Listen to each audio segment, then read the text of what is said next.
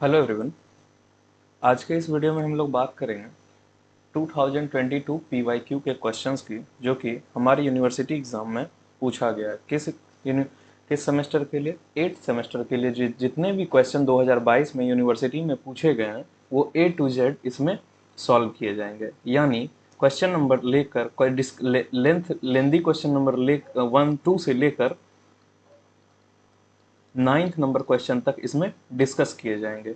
वो बीयू के होंगे और उस सब्जेक्ट का नेम होगा solid and hazardous waste management system. तो फर्स्ट क्वेश्चन की बात करें, what do you understand by solid waste management, explain with the help of flow chart. इसमें कह रहा है कि सॉलिड वेस्ट मैनेजमेंट से आप क्या समझते हैं, फ्लो चार्ट की मदद से डिस्क्राइब कीजिए। तो सॉलिड वेस्ट मैनेजमेंट का अगर फ्लो चार्ट देखें तो सबसे पहला आता है वेस्ट जनरेशन। आखिर वेस्ट जो जनरेट होगा फिर उसको क्या करेंगे हम लोग, वेस्ट को कलेक्ट करेंगे, फिर उसे क्या करेंगे, कलेक्शन जब हो गया उसे ट्रांसपोर्ट करेंगे, ट्रांसपोर्ट होने के बाद क्या करेंगे कि उसको ट्रीट करेंगे, ट्रीट करने के बाद ट्रीट यानी न्यूट्रल करेंगे, ट्रीट न्यूट्रल करने के बाद क्या करेंगे, उसे डिस्पोज करेंगे। तो यहाँ पे उसी का सारा की स्टेप्स लिखा हुआ है कि सबसे पहले वेस्ट जनरेशन होगा, the initial stage where the waste is produce from various source such as household, industries and businesses. से जो वेस्ट जनरेट होगा उसको पहले लोकेशन फाइंड करेंगे, फिर क्या करेंगे कि हम लोग वेस्ट कहाँ कहाँ से जनरेट हुआ वहाँ से कलेक्ट करेंगे। The process of gathering waste from its sources, this में include separating recyclable and non recyclable material. वहीं पे हम लोग ऑन साइट पे ही रिसाइकलेबल मटेरियल और नॉन रिसाइकलेबल मटेरियल को सॉर्ट कर लेंगे। फिर क्या करेंगे, हम लोग ट्रांसपोर्ट करेंगे। Waste is transported from the collection point to the treatment और डिस्पोजल साइट। मतलब कि सबसे पहले वो क्या करेंगे, जब कलेक्ट हो गया तो उसे ट्रांसपोर्ट करके हम लोग डिस्पोजल साइट और ट्रीटमेंट साइट पे ले आएंगे, जहाँ पे हम लोग ट्रीट करके न्यूट्रल करेंगे। ट्रीटमेंट करेंगे, waste treatment method like composting, recycling, incineration और अदर ट्रीटमेंट। कंपोस्टिंग उसका कर सकते हैं, रिसाइकलिंग कर सकते हैं, इंसिनरेशन, इंसिनरेशन यहाँ पे समझ सकते हैं तो जैसे होता है कि बर्निंग। इंसिनरेशन बेसिकली होता है कि मेनली जो कंसिडर किया जाता है open burning in presence of open air. ये हमारा क्या हो गया, इंसिनरेशन। अगर डिस्पोजल की बात करें कि फिफ्थ पॉइंट आता है डिस्पोजल, वो होता है कि the final step where the waste is safely disposed in landfill और थ्रू अदर डिस्पोजल मेथड। जो भी डिस्पोजल मेथड हो, लैंडफिल हो चाहे अदर डिस्पोजल मेथड हो, उसमें हम लोग इसे डिस्पोज कर देते हैं। अगर सेकेंड क्वेश्चन की बात करें, explain the adverse health and environmental impact due to improper handling of solid waste. मतलब सॉलिड वेस्ट को अगर इम्प्रोपर हैंडल किया जाए तो उसका एडवर्स हेल्थ इफेक्ट क्या होगा, इन्वायरमेंटल इम्पैक्ट क्या होगा, वो इसमें समझेंगे। तो एडवर्स हेल्थ इम्पैक्ट पहले देखते हैं। तो सबसे पहला क्या चांसेस होगा कि अगर हेल्थ क्या हो सकता है कि डिजीजेज को कर देगा, डिजीजेज काउज करेगा। जैसे वेस्ट स्पेशली मेडिकल और hazardous waste can contain harmful pathogens can cause infection. यानी जो उसमें जो क्या होते हैं कि मेडिकल और हजार्डस वेस्ट होते हैं उसमें हार्मफुल पैथोजन होते हैं जो क्या इन्फेक्शन को काउज करते हैं और अदर हेल्थ इश्यूज को प्रोवाइड करते हैं। दूसरा बात करते हैं कि रिस्पिरेटरी प्रॉब्लम होता है। अगर बर्निंग ऑफ वेस्ट करेंगे, particularly plastic and other toxic material, वो क्या करेंगे कि पार्टिकुलेट मैटर को हमारे इन्वायरमेंट में बढ़ा देंगे। पार्टिकुलेट मैटर जैसे ही बढ़ेगा तो ग्लोबल वार्मिंग बढ़ेगा, ग्लोबल वार्मिंग जैसे ही बढ़ेगा तो फिर क्या होगा, ग्रीन हाउस गैस इफेक्ट होगा, और ग्रीन हाउस गैस इफेक्ट से होगा को जो पार्टिकुलेट मैटर जो बढ़े हैं वो छोटे छोटे पार्टिकल्स रिस्पिरेशन के थ्रू हमारे लंग्स में आएंगे और हमारे लंग्स को खराब करेंगे। वाटर कंटामिनेशन भी हो सकता है, क्योंकि अगर डायरेक्ट लीचेट कर दिए फ्रॉम इम्प्रोपरली मैनेज्ड वेस्ट डंप को डायरेक्ट अगर कर दिए तो वो ग्राउंड वाटर में जाएगा, जिससे क्या किसके किसके द्वारा ये होगा, हार्मफुल केमिकल के द्वारा, हैवी मेटल्स के द्वारा, पैथोजेंस के द्वारा ये खराब होगा। This can leads to gastro intestinal infection, यानी इंटेस्टियल इन्फेक्शन होगा, इससे पॉइजनिंग होगा और long term health issue such as cancer भी इससे हो सकता है। इंजुरीज और एक्सीडेंट हो सकता है कि waste picker at your risk of injury, sharp object मतलब कि जैसे कि क्या होता है कि अगर उसे प्रॉपर नहीं किया गया तो वो अगर डंप करता है तो शार्प ऑब्जेक्ट है, उससे क्या हो सकता है, इंजुरीज भी हो सकता है।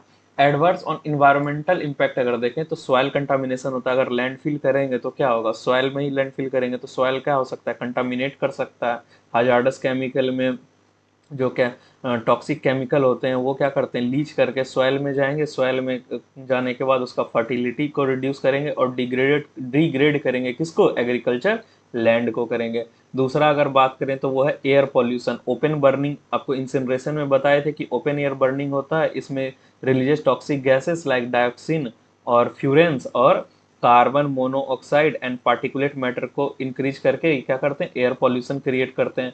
ये वाटर पॉल्यूशन करते हैं, जैसे कि improper disposal in water bodies यानी ओशियन डंपिंग अगर कर देते हैं तो क्या होता है कि वो रिवर को कंटामिनेट करेंगे, लेक को कंटामिनेट करेंगे और ओशियन को कंटामिनेट करेंगे, जिससे क्या इफेक्ट होगा, एक्वेटिक लाइफ डिसरप्ट होगा और हमारा इकोसिस्टम भी खराब होगा, वाइल्ड लाइफ हार्म होगा, एनिमल में इंजेस्ट और get entangled improper disposed waste leads to injury. अगर जैसे प्लास्टिक वेस्ट है उसको क्या किया कि कोई एनिमल वो ले लेता है, या मेरीन में आप दे देते हैं, मेरीन लाइफ में छोटे छोटे प्लास्टिक जो टुकड़े के फॉर्म में जाता है वो ले लेता है, तो क्या करते हैं, वो डेथ कर सकता है बेसिकली। अगर हाँ, अगर थर्ड क्वेश्चन की बात करें तो थर्ड क्वेश्चन में पहला क्वेश्चन ये हमारा पूछा गया था कि write down on site handling of solid waste.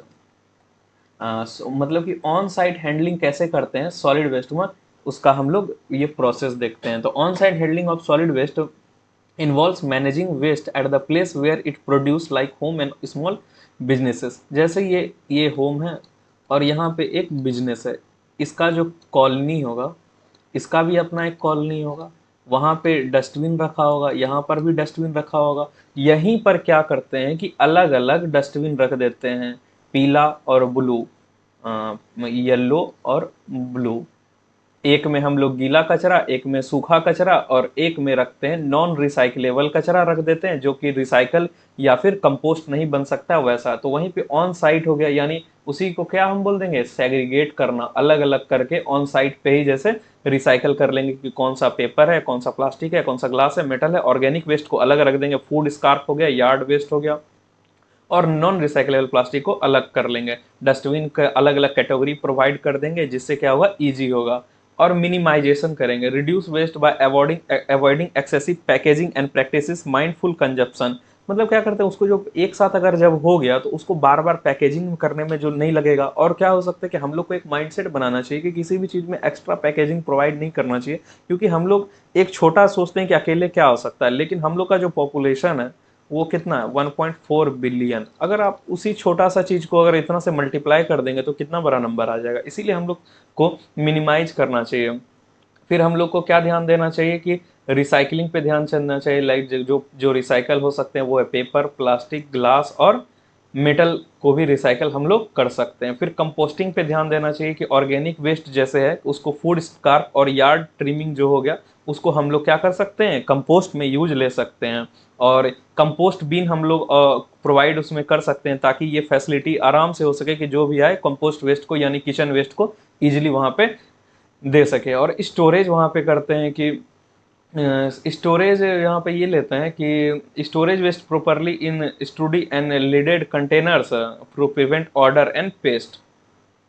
अब जो करते हैं कि जो जैसे स्टोरेज है, जैसे ये है, एक होता है ओपन स्टोरेज, एक होता है क्लोज स्टोरेज। तो हम लोग प्रीफर करते हैं क्लोज स्टोरेज, ताकि यहाँ पे गंध भी ना आए और पेस्ट भी उसमें, जो कीड़े मकोड़े हैं वो भी उसमें ना करे। कलेक्शन एंड डिस्पोजल, जब कलेक्शन हो गया फिर उसको डिस्पोज करने के लिए हम लोग वहाँ से लेके जाते हैं।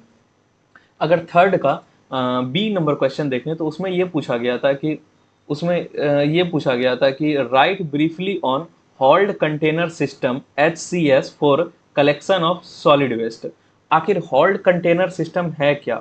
HCS are a method use for collection and transportation of solid waste. ठीक है, in this system large container और bins are use for store waste which are then hauled और transported to disposal processing in sites. मतलब ये hold container system basically कुछ नहीं है, एक सिंपल होता है कि जब बड़ा सा कंटेनर को यूज करते हैं, जिसमें क्या होता है कि सारा जो सॉलिड वेस्ट और हजार्डस वेस्ट उसमें जब इम्पार्ट करते हैं, उसमें डालते हैं, फिर उसको वहाँ पर से ट्रांसपोर्ट करते हैं, तो वही हमारा क्या हो गया, हॉल्ड कंटेनर सिस्टम उसे हम लोग कहते हैं। अगर नेक्स्ट की बात करें तो उसका की फीचर क्या है, तो उसका की फीचर हम लोग का ये हो जाएगा कि लार्ज कंटेनर होता है, यानी क्या, उसमें इजीली 1 से 10 क्यूबिक मीटर तक आप वेस्ट उसमें आप फेंक सकते हैं, होल्ड वो कर सकता है। इंटरचेंजेबल कंटेनर होता है, The container used in SCS are interchangeable, meaning they are removed and replaced with an empty one when full। मतलब इसमें क्या होता है कि जो HCS होता है वो क्या होता है, जब भर जाता है तो उसको क्या कर सकते हैं, इंटरचेंज कर सकते हैं। वहां से आप हटाएं, दूसरा दूसरा जो खाली जो होल्ड कंटेनर होगा उसे आप लोग वहां पे प्रोवाइड कर सकते हैं। अगर थर्ड की बात करें कि की फीचर क्या होना चाहिए, ट्रांसपोर्टेशन। अब उतना बड़ा बल्कि चीज़ है, 1 से 10 मीटर क्यूब आप मतलब उसमें कर रहे हैं, तो वहाँ पे क्या हो सकता है कि वहाँ पे आप लोग उसका जो ट्रक का जो प्रोपोर्शन होगा, यानी कि उसको जो ट्रांसपोर्ट करने के लिए ट्रक चाहिए, उसमें प्रॉपर मेंटेन, ऐसा नहीं कि उसे लेके जा रहे हैं और आधा वेस्ट रोड पे ही गिर रहा है, जिससे क्या होगा, जितना हम साफ नहीं किए उतना ज़्यादा खराब होगा। इसीलिए प्रॉपर ट्रांसपोर्टेशन की फैसिलिटी होना चाहिए और फ्लेक्सिबल होना चाहिए, कि जैसे adapted various type of waste including municipal waste, construction, जितने भी वेस्ट टाइप के हैं वो उसमें फ्लेक्सिबली इम्पार्ट होने चाहिए। ऐसा नहीं है कि सिर्फ सारे वेस्ट को एक ही साथ उसमें कर दिए, फिर बाद में उसे लेके जा रहे हैं, फिर सॉर्टिंग करने में फिर हमें उतना ही टाइम लग रहा है, तो उससे क्या फ़ायदा हुआ। फिर अगर नेक्स्ट बात करें कि एडवांटेजेस क्या क्या होते हैं, तो एडवांटेजेस की बात करें तो सबसे पहला होता है इफिशियंसी, दूसरा क्या होता है cost effective, reduce spillage and order. ये क्या होता है कि इफिशियंट होता है, क्योंकि लार्ज वॉल्यूम को ये एक बार कंट्रोल करता है, इसीलिए ये ज़्यादा इफिशियंट होता है। कॉस्ट इफेक्टिव करते हैं, इसीलिए कहते हैं कि आप अगर छोटे छोटे बकेट या कंटेनर के थ्रू करेंगे उसमें क्या होगा, ज़्यादा कॉस्ट लगेगा, प्रॉपर मेंटेनेंस भी उसका ज़्यादा करना पड़ेगा। अगर एक बार आप बिग कंटेनर लगाते हैं तो उसमें क्या होता है, कॉस्ट इफेक्टिव होता है। reduce spillage and order, contain are often sealed with help of prevent spillage and control order। जो कंटेनर होता है उसे हम लोग बाद में सील कर देते हैं, सील करने के बाद उसे ले जाते हैं, ताकि क्या हो कि इधर उधर बिखरे ना और हमें गंध भी ना आए। अगर नेक्स्ट क्वेश्चन की बात करें तो नेक्स्ट क्वेश्चन हमारा है कि explain the objective of collection operation. Collection operation involve in solid waste management, आखिर कलेक्शन ऑपरेशन है क्या, वो सॉलिड वेस्ट मैनेजमेंट में कैसे उसका ऑब्जेक्टिव हम लोग देखेंगे। The collection operation in solid waste management is a crucial component that ensure the waste is efficiently gathered from its source and transported in processing. ये होता है कि जहाँ पर से भी सॉलिड वेस्ट मैनेजमेंट जनरेट हो रहा है, वहाँ से हम लोग इफिशियंटली उसको गैदर, यानी एक साथ एक इफिशियंटली उसको हम लोग ला पा रहे हैं या नहीं, वहाँ पर से ला पा रहे हैं या नहीं, फ्रॉम इट्स सोर्स, सोर्स से, और ट्रांसपोर्टेड और प्रोसेसिंग करने के लिए हम लोग उसे ला पा रहे हैं कि नहीं। ठीक है, और this operation is design to optimise the collection process while minimising cost. इसमें मिनिमाइज कॉस्ट होता है, इन्वायरमेंटल इम्पैक्ट भी होता है, हेल्थ रिस्क को भी रिड्यूस करता है। तो पहला इसमें देखते हैं कि क्या क्या ऑपरेशन होते हैं। इफिशियंट कलेक्शन, कलेक्शन जो होना चाहिए वो इफिशियंट होना चाहिए और रेगुलरली कलेक्ट होना चाहिए। ऐसा नहीं कि एक बार कलेक्ट हो गया फिर उसे छोड़ दिए, रेगुलरली कलेक्ट होना चाहिए। और फिर अगर दूसरा देखें तो वो क्या होना चाहिए, दूसरा अगर देखें तो वो होना चाहिए कि कॉस्ट इफेक्टिव होना चाहिए। कॉस्ट इफेक्टिव यानी ऑप्टिमाइज रूट, मतलब रूट जो होना चाहिए वो ऑप्टिमाइज होना चाहिए। ऐसा नहीं कि पूरा जो मतलब कि कंजप्शन तो कर लिए, फिर उसके बाद उसमें क्या, उसे अथी करने के लिए क्या करते हैं कि सॉर्टिंग करने के लिए लेबर कॉस्ट लग रहा है, फिर उसे इधर से उधर मतलब ट्रांसपोर्ट करने में व्हीकल कॉस्ट ही आ जा रहा है। वैसा नहीं होना चाहिए, कॉस्ट इफेक्टिव होना चाहिए। और इन्वायरमेंट प्रोटेक्शन भी होना चाहिए, कि जो जो गाड़ी जो फ्यूल लग रहा है वो शॉर्टेज डिस्टेंस ट्रेवल करे, जिससे क्या हो कि फ्यूल का भी बचत हो, ताकि उसे कर सकें। और क्या हो सकता है कि वो फिर क्या हो, ले जाने में, ट्रांसपोर्टेशन करने में उसे बिखरे ना। ये सब आप देख सकते हैं कि पब्लिक हेल्थ एंड सेफ्टी भी जरूरी है। सर्विस रिलायबिलिटी होना चाहिए, यानी सर्विस जो प्रोवाइड किया जा रहा है कि कलेक्ट करने के लिए वो भरोसेमंद होना चाहिए। ऐसा नहीं कि एक बार किए फिर उसे छोड़ दिए। मैक्सिमाइज रिसोर्स रिकवरी, मतलब क्या कि जो रिसोर्स हमारा जितना भी है उससे हम लोग रिकवर कर रहे हैं कि नहीं, सारा चीज़। जैसे जो मान लिया जाए कि जो कचरा है, ठीक है, पहले सॉलिड वेस्ट मैनेजमेंट है वो भी तो अलग अलग कैटेगरी में डिवाइड होगा, कि ये डिकम्पोजेबल है, ये मतलब इसे लैंडफिल के लिए ले जाता है, इसे रिसाइकल के लिए, जो जितना भी रिसोर्स है वो मैक्सिमाइज आउटपुट में निकल रहा है कि नहीं, यानी सॉर्टिंग अच्छे से हो रहा है कि नहीं, कंपोस्टिंग उसका उसका होना चाहिए और रिसाइकलिंग अच्छे से होना चाहिए। अगर नेक्स्ट क्वेश्चन की बात करें तो नेक्स्ट क्वेश्चन हमारा आता है कि write brief on the role to be kept in mind while designing collection route. मतलब कि जो रूट हम लोग कलेक्शन रूट के लिए बना रहे हैं, जो व्हीकल जो जाएगा या फिर जो कलेक्शन के लिए जो गाड़ियां जाएगी, जो भी रूट हो, उसमें क्या क्या डिजाइन माइंड में रखना चाहिए, तो उसमें क्या होना चाहिए फिर। सबसे पहला होना चाहिए कि मिनिमाइज ट्रेवल डिस्टेंस। क्यों? क्योंकि जितना ट्रेवल डिस्टेंस वो गाड़ी करेगा उतना क्या होगा, चांसेस हो गए कंटामिनेशन के, उतना चांसेस क्या होंगे कि स्पिलेज के यानी बिखरने के, उतना चांसेस क्या होगा कि इन्वायरमेंट में जो ऑर्डर है उसको फैलने के लिए। अब दूसरा बात करते हैं कि दूसरा आता है अवॉइड बैक ट्रैकिंग। मतलब क्या होता है कि बैक ट्रैकिंग ये होता है कि जब एक बार उस डायरेक्शन से हम लोग कचरा ले लिया, अब वापस उसी डायरेक्शन से फिर दूसरी जगह से कचरा लेने जा रहे हैं, उसमें क्या होगा कि फ्यूल कंजप्शन ज़्यादा लगेगा, फ्यूल कंजप्शन ज़्यादा लगेगा और टाइम भी ज़्यादा टेकिंग होगा। इसी कारण से वैसा रूट हम लोग सेलेक्ट करते हैं कि जहाँ पे बैक ट्रैकिंग ना हो। फिर अगर तीसरा पॉइंट की बात करें तो तीसरा पॉइंट आता है हम लोग का कि account for waste generation pattern.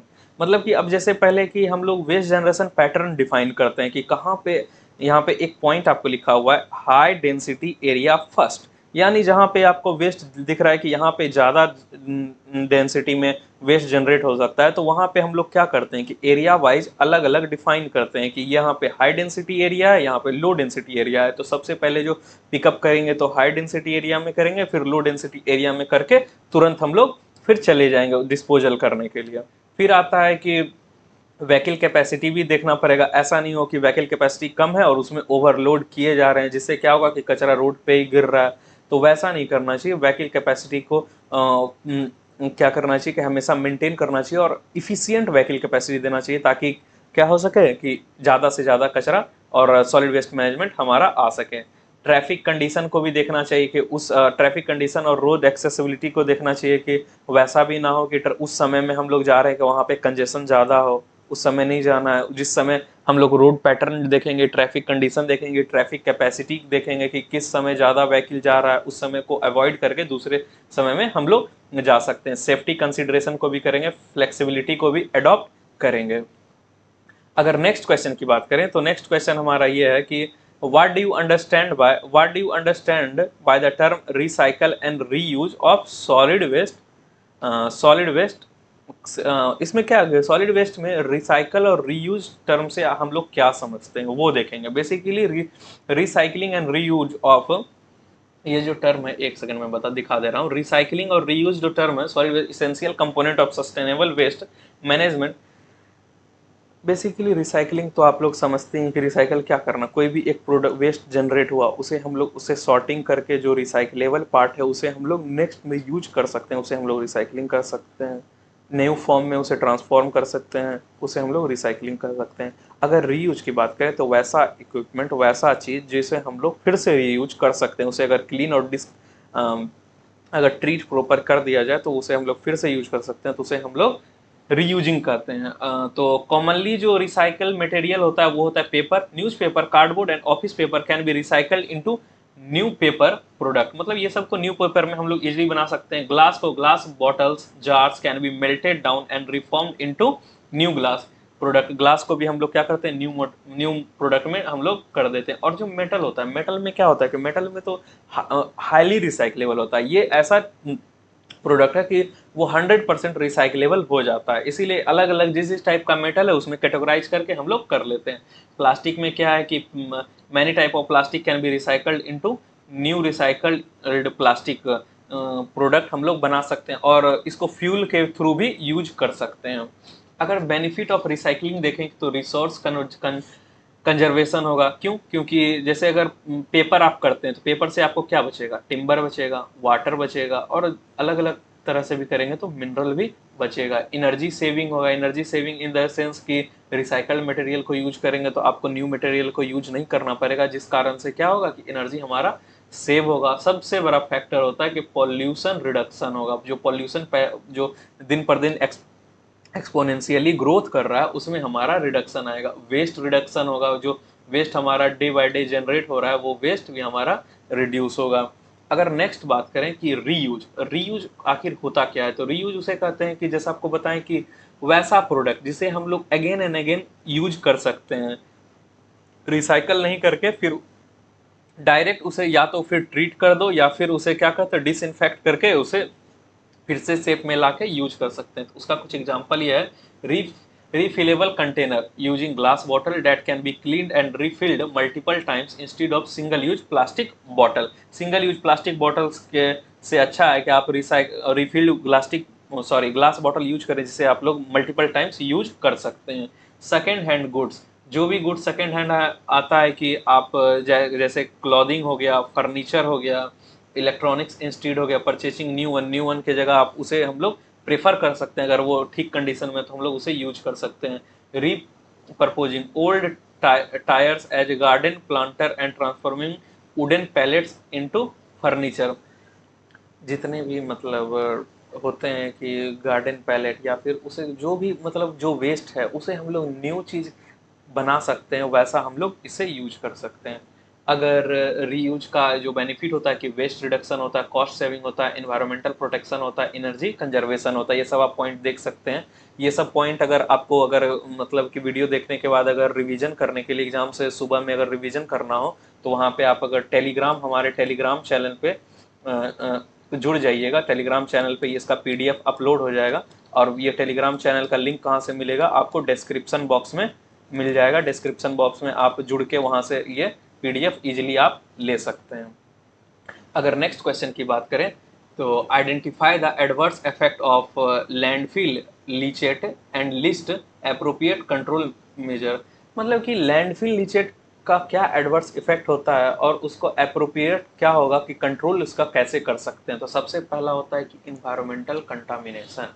Leachate can pollute soil, underground water, surface water, harmful harming plant, animal and drinking water source. ये सबको वो हार्म करता है, लीचेट पोल्यूट कर देता है। और दूसरा आता है कि water pollution. Leachate contains harmful chemicals, metals, germs that can contaminated water bodies, making water surface unsafe for the aquatic life। Water pollution करता है।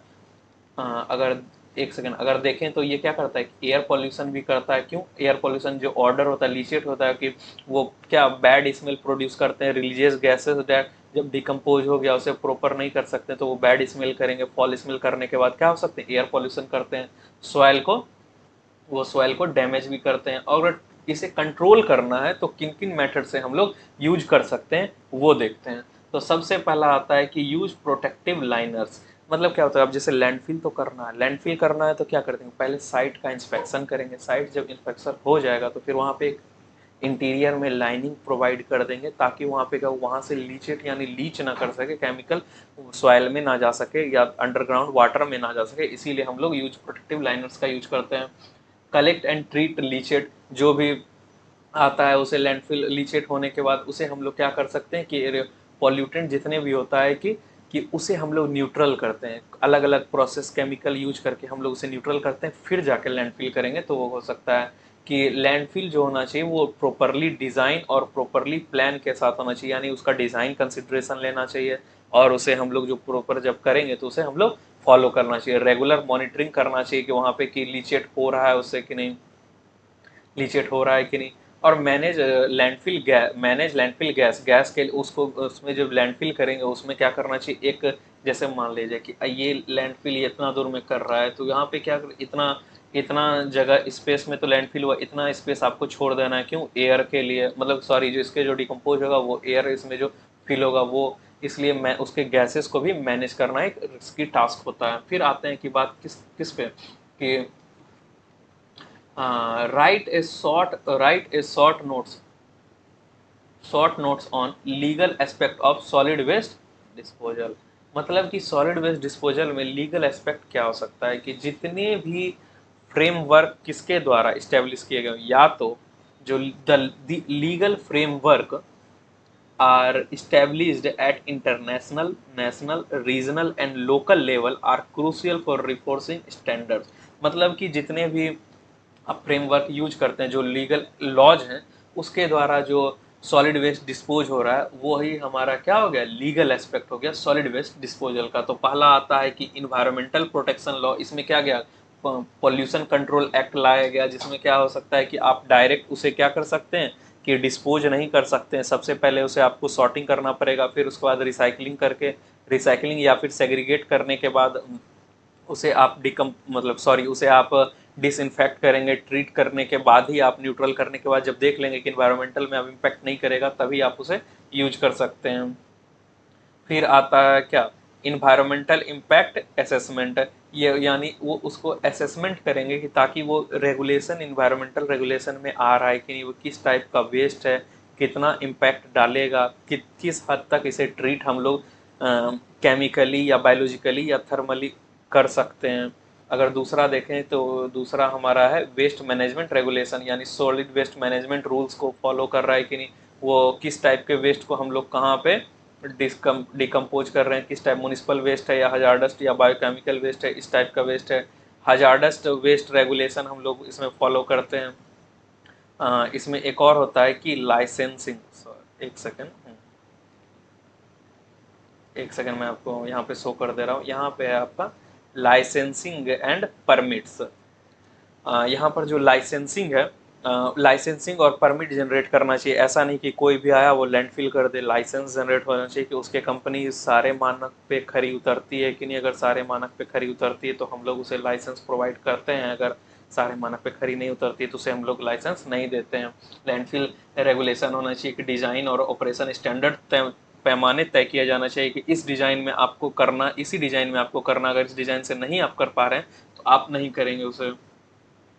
फिर पेनल्टीज़ हम लोग लगा सकते हैं कि पेनल्टीज़ लगाने के बाद क्या होगा कि वायलेशन, जो मतलब जितने भी लैंडफिल अगर कर रहे हैं, अगर वो अच्छे से नहीं कर पा रहे हैं तो उसे हम लोग क्या करते हैं, पेनल्टीज़ लगा सकते हैं। 6 का बी है कि describe the various techniques of hazardous waste processing and method of disposal. तो सबसे पहले मतलब कि हजार्डस वेस्ट प्रोसेसिंग टेक्निक क्या क्या है, तो पहला आता है कि फिजिकल प्रोसेसिंग। उसमें क्या कर सकते हैं हम लोग, क्या फिल्ट्रेशन कर सकते हैं। फिर दूसरा क्या सकते हैं, सेडिमेंटेशन कर सकते हैं। सेडिमेंटेशन में वही क्या कर सकते हैं कि लिक्विड वेस्ट को सेटल होने देते हैं, जितना भी डस्ट पार्टिकल जितना भी अलग अलग सेपरेट हो जाता है वो होता है। फिर एडजॉर्प्शन करने देते हैं, फिर उसे सेंट्रीफ्यूगेशन करते हैं कि इसमें क्या करते हैं कि सेंट्रीफ्यूगल फोर्स लगाते हैं, जिसमें सॉलिड वेस्ट लिक्विड से क्या होता है कि साइड साइड में आ जाता है और हजार्डस वेस्ट साइड साइड में आ जाता है, वहाँ से हम लोग कर सकते हैं। फिर अगर बात करें कि केमिकल प्रोसेसिंग क्या है, केमिकल प्रोसेसिंग में सबसे पहले न्यूट्रलाइजेशन करते हैं कि उसका जो पीएच वैल्यू है उसको मेंटेन करने के लिए। फिर उसको प्रिसिपिटेशन करते हैं कि यानी उसे सॉलिड को लिक्विड रिएजेंट मिला के उसमें फिल्ट्रेट और प्रिसिपिटेट जब कर जाएगा तो उसे हम लोग अलग छान लेते हैं।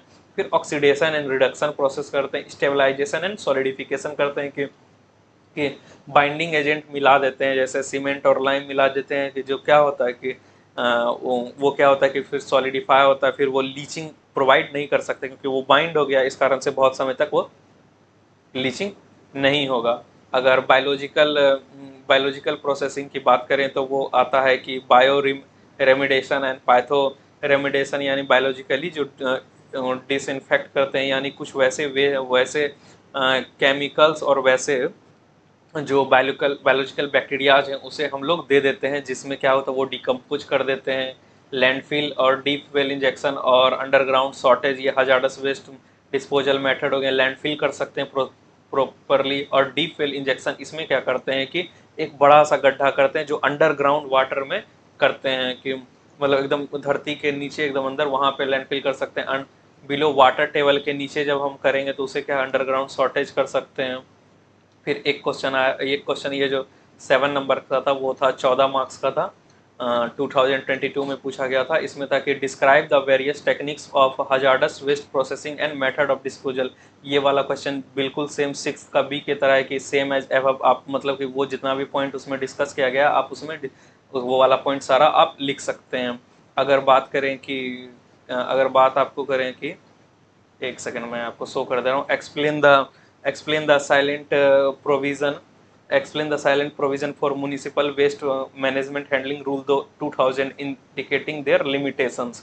मतलब कि 2000 में जो रूल आया म्यूनिसिपल का, उसमें क्या क्या उसका जो साइलेंट फीचर्स समझ सकते हैं या क्या क्या प्रोविजन उसमें प्रोवाइड किया गया था और उसका क्या क्या लिमिटेशन है, इस क्वेश्चन में यही डिस्कस करना है। तो उसका जो प्रोविजन था, साइलेंट प्रोविजन जो उसका था, पहला था कि सेग्रीगेशन, यानी क्या करना है कि सेग्रीगेट कोई भी डिस्पोजल वेस्ट है यानी सॉलिड वेस्ट है उसको पहले सेग्रीगेट करना कि वो किस टाइप का है, रिसाइकलेबल है, नॉन रिसाइकलेबल है, ड्राई वेस्ट है या वेट वेस्ट, सॉरी या वेट वेस्ट है या फिर किचन वेस्ट है, जिस टाइप का है वहाँ पे पहले सेग्रीगेशन कीजिएगा।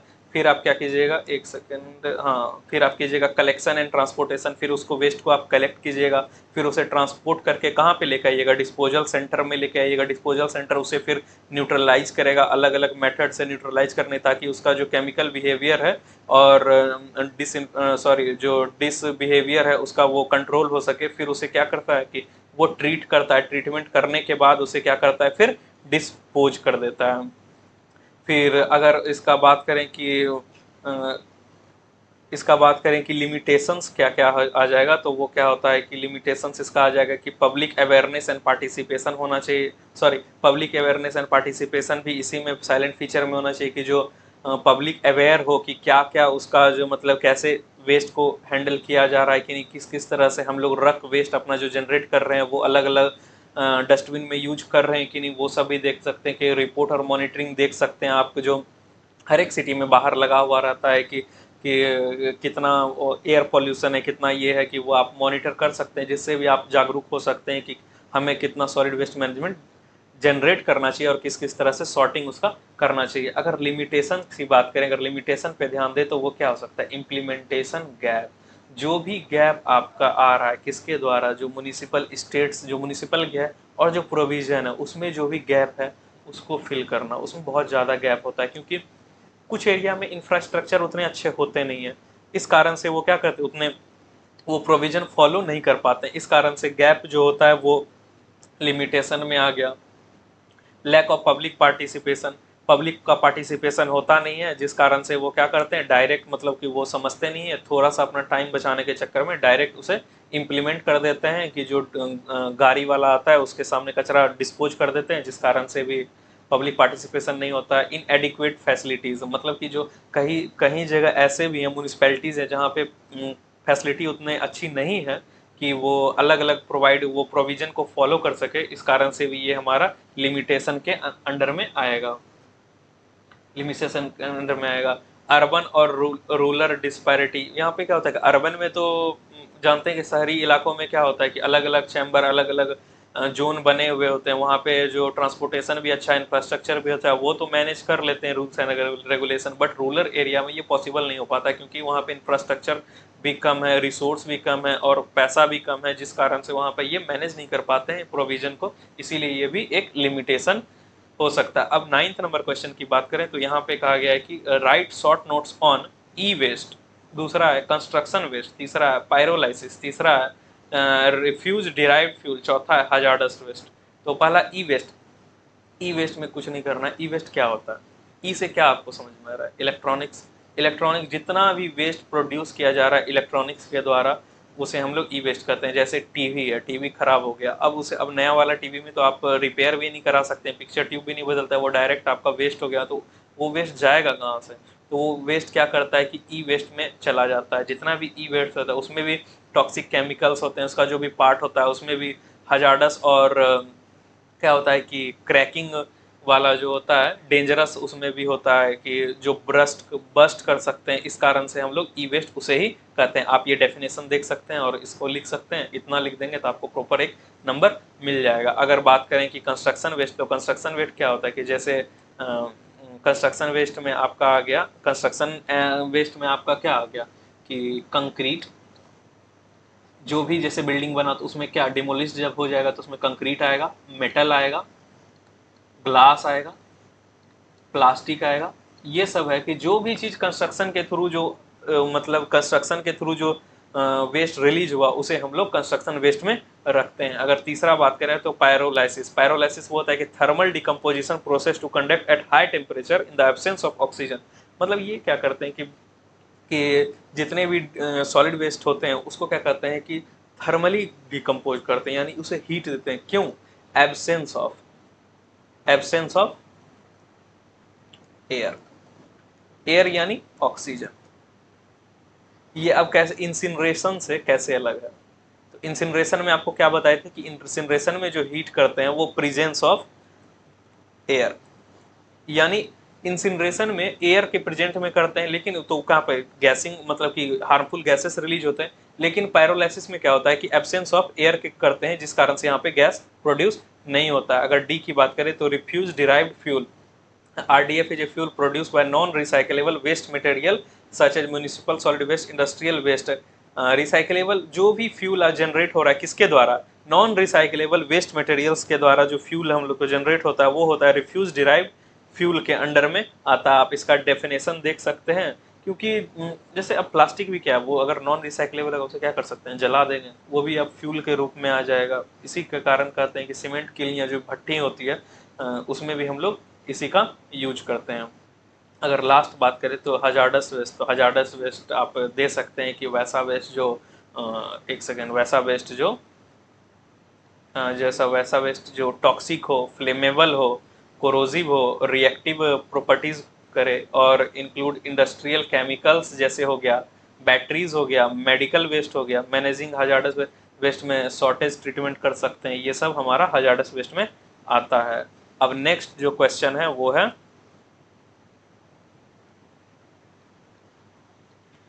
आपका, ये नेक्स्ट क्वेश्चन है वो है थैंक यू, और 2022 का PYQ सारा डिस्कस हो गया है। आप इसे क्या करें कि अन्य जितने भी कॉलेज ग्रुप में जिसमें ये सब्जेक्ट है उसमें शेयर कर दें और सब्सक्राइब कर दें, क्योंकि कल आपका तो एग्ज़ाम खत्म हो जाएगा, उसके बाद आपको एक सरप्राइज़ दिया जाएगा जो कि आपको RRB JEE में हेल्प करेगा, कि उसके प्रिपरेशन करने में आपको हेल्प करेगा। इसीलिए जितना से हो सके उतना सब्सक्राइब कर दें। और हाँ, ये PDF लेने के लिए जो अभी पढ़ाया गया है वो PDF आप अगर वीडियो देख लेते हैं उसके बाद अगर रिवीजन करने के लिए अगर सुबह चाहिए हो तो आप हमारे टेलीग्राम चैनल पे जुड़ सकते हैं। टेलीग्राम चैनल का लिंक कहाँ मिलेगा, डिस्क्रिप्शन में, इसी वीडियो के डिस्क्रिप्शन में आपको लिंक मिल जाएगा, या तो मैं इसी के कमेंट सेक्शन में कमेंट पिन कर दूंगा Telegram channel. Thank you very much.